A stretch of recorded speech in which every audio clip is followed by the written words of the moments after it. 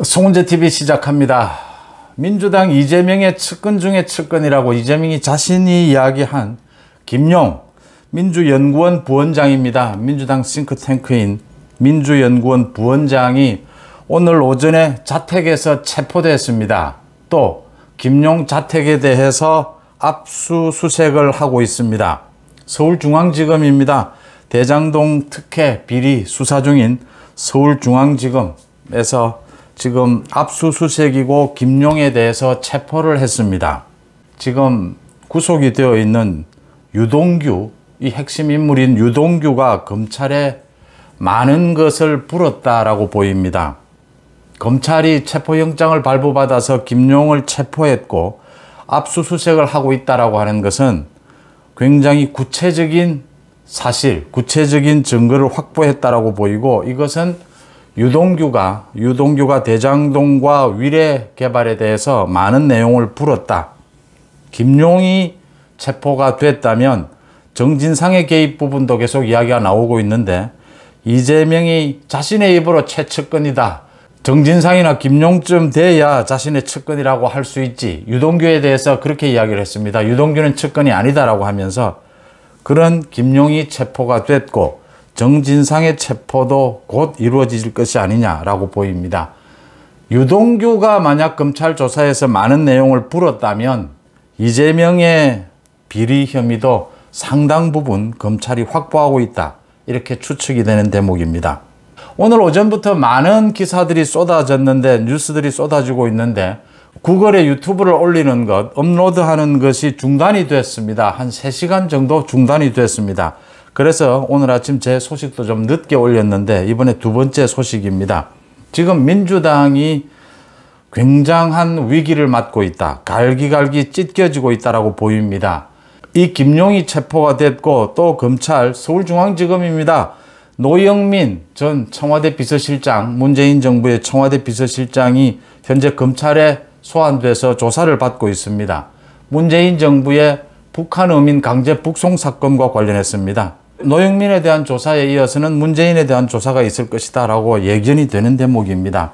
그 다음 또 한 가지가 있습니다. 그러니까 이재명이 대선에서 찍고 난 다음에 주식 거래를 한 부분, 이 부분에 대해서 전재수 의원을 비롯해서 많은 사람들이 문제가 있었다, 이재명의 사익 아니냐, 개인적으로 돈벌이를 한 것이 아니냐, 대선이 찍고 난 다음에 이렇게 공격을 하자 개딸들이 전재수에 대해서 욕설을 퍼붓고, 또 안민석 의원이 전재수를 향해서 갈치 정치하지 마라, 자기 동족 가족을 뜯어먹는 그런 갈치 정치하지 마라 라고 하니까 조응천 의원이죠. 조응천 의원이 오늘 방송에 나와서 전재수가 갈치 정치를 한다면 안민석은 대왕 갈치 정치를 하고 있다, 안민석은 더 민주당을 망치고 있다, 이렇게 하면서 이 이재명이 주식 거래를 한 이 부분을 놓고 민주당이 둘로 쪼개지는 모양입니다.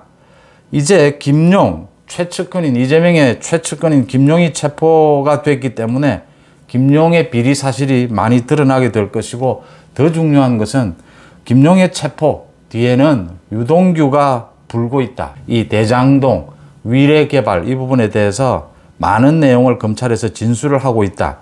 이렇게 되면 이재명, 정진상, 나아가서 이재명에 대한 비리 혐의 상당 부분이 확인됐을 것이다, 이렇게 보입니다.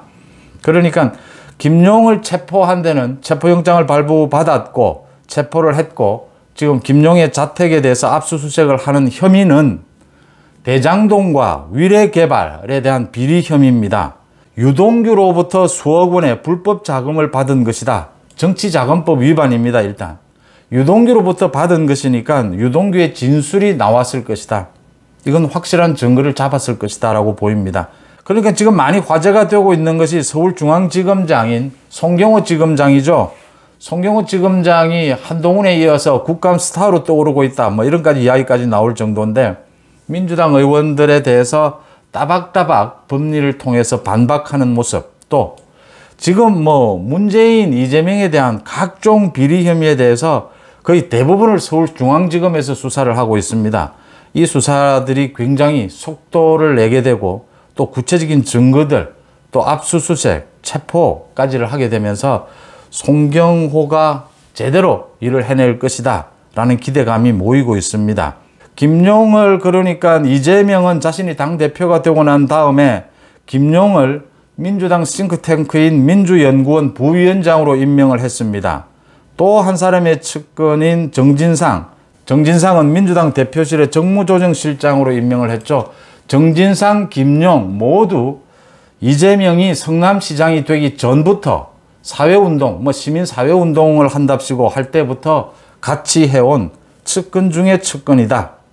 그러니까 이재명 자신이 유동규가 문제가 됐을 때, 대장동이 문제가 됐을 때 유동규와 어떤 관계냐 할 때 측근이라면 이재명 자신의 입으로 정진상, 김용 정도는 돼야 하지 않겠느냐라고 했습니다. 그런데 이 측근들이 김용은 이제 체포가 됐고 정진상은 대장동 관련해서 계속해서 혐의가 드러나고 있습니다. 이재명이 여기에 대해서도 해명하지 않고 침묵할 것인지, 이재명은 지금 당대표가 되고 난 이후에 대부분에 대해서 침묵을 하고 있습니다. 민주당 내에서조차 해명하지 않고 또 자신이 명예가 훼손이 됐다면, 허위사실이라면 맞고소를 해야 하는데 맞고소를 하지 않고 있으면 인정하는 것이 아니냐라고 지금 민주당 내에서도 이야기가 나오고 있는 대목입니다. 김용이 체포가 되면서 그동안 국민의힘에서 계속 주장해온 대장동 개발을 앞두고 김용, 정진상, 유동규, 김만배 이 네 사람이 도원 결의를 하고, 그러니까 대장동 개발을 놓고 크게 한번 해먹자. 모든 것은 이재명 중심으로 대장동 개발, 위례 개발이 이루어지지 않았겠느냐라고 누구나 추측을 할 수 있는 대목입니다.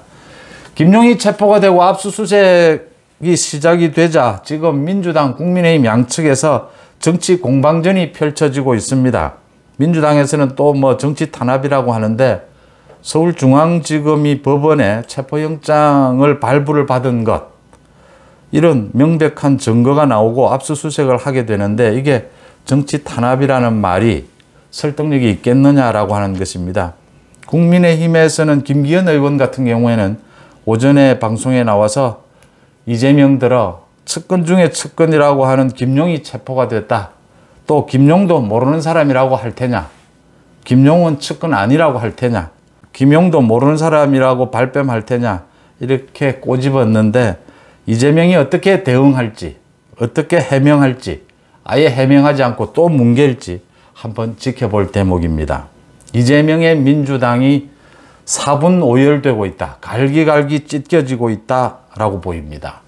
송은재TV 마칩니다. 고맙습니다.